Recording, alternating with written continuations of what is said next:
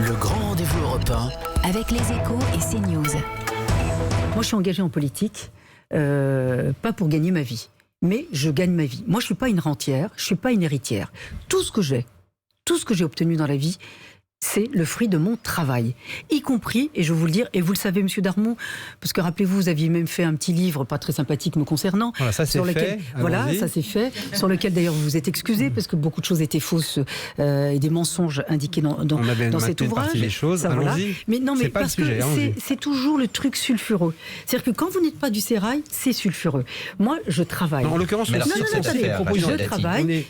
travaille, je gagne ma vie, c'est déclaré aux impôts, c'est déclaré à la haute autorité, c'était déclaré au Parlement européen, tout ça est transparent. Ça, c'est la première chose. La deuxième, vous parlez d'une affaire, il y a une information judiciaire qui serait ouverte contre moi. Elle n'est pas ouverte contre moi, je ne suis pas visée par l'information judiciaire, c'est une information judiciaire qui concerne Renault-Nissan. Ça, c'est le premier point. Le deuxième point, donc je ne suis pas visée par l'ouverture de l'information judiciaire. Mais vous êtes cité. Là, attendez. Et la troisième chose, ça n'est pas une plainte de Renault à l'encontre de Rachida Dati. Ils ont été contents des services et des prestations en ma qualité d'avocat. Nous étions d'ailleurs plusieurs avocats à travailler pour Renault-Nissan. Ça, c'est aussi l'autre point. Là, subitement, il y a un avocat, pour des raisons, d'ailleurs que dans votre profession vous le connaissez, pour des raisons très personnelles et très obscures, a souhaité déposer plainte contre moi en utilisant sa femme qui a acheté des actions Renault avant une assemblée générale pour après pouvoir déposer plainte contre moi. Donc, si vous voulez, cette instrumentalisation, moi je ne suis pas dupe des manœuvres. Vous dites de manière générale, non, mais attendez, c'est intéressant de l'expliquer. Mais vous dites, il faut que j'explique. Je vais expliquer jusqu'au bout. Donc, c'est un avocat. Il prend sa femme, ils achètent des actions avant une AG et ils déposent plainte contre moi. J'ai déposé plainte contre cet avocat, j'ai été entendu dans le cadre de ma plainte et il a été entendu également dans le cadre de cette plainte. Bien sûr, mais pour atteinte grave quand même, parce que c'est trop facile. Mais demain, vous achetez une action dans n'importe quoi.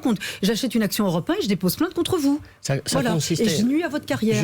Et comme par hasard, le timing ne vous a pas échappé. Ça sort juste au moment. Vous estimez qu'effectivement, ça vient au moment de la campagne. Non, Monsieur Darmon, vous n'êtes pas. Non, mais attendez, vous n'êtes pas. Posez la question. Répondez. Perdre de l'année. Vous faites comme si.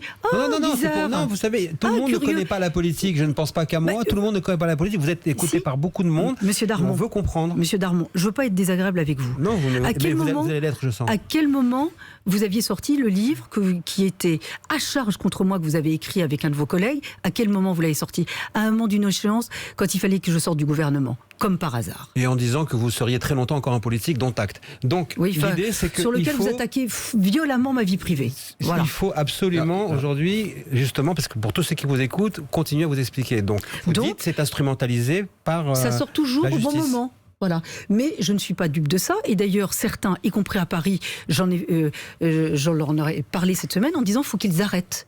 Parce que certains, je sais très bien, c'est pas la première fois. En 2010, rappelez-vous... Dans votre famille politique? Non, mais il y a des personnes au sens large. En 2010, j'ai été l'objet d'attaques extrêmement violentes et je m'en suis bien sortie. Parce que j'ai démontré ma totale intégrité. Donc là, ça recommence. Mais vous savez...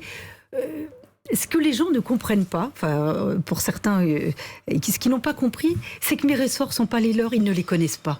Parce que si j'avais dû être effondrée, si j'avais dû... Mais alors, vu ce que j'ai vécu dans ma vie, mais alors ça, c'est rien. C'est rien. Donc ça passera comme le reste. Mais ceux qui en sont à l'origine n'y échapperont pas. Le grand rendez-vous européen avec les Échos et CNews.